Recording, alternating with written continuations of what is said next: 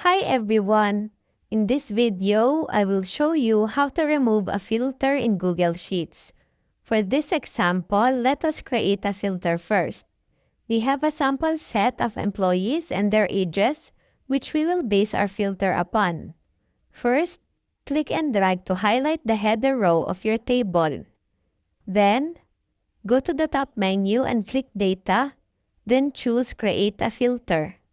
Little funnel icons will appear in the header cells of each column. For this example, let's filter this data based on whether the employees are under the age 30. Click on the filter icon for the age column to open the filtering options. Then, click Filter by Condition. Then click the drop-down, then scroll down until less than or equal to. Click this and in the value or formula field that appears, type in 30. Scroll down and click the green OK button.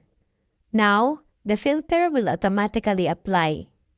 To remove the filter, just click Data on the top menu again and select Remove Filter.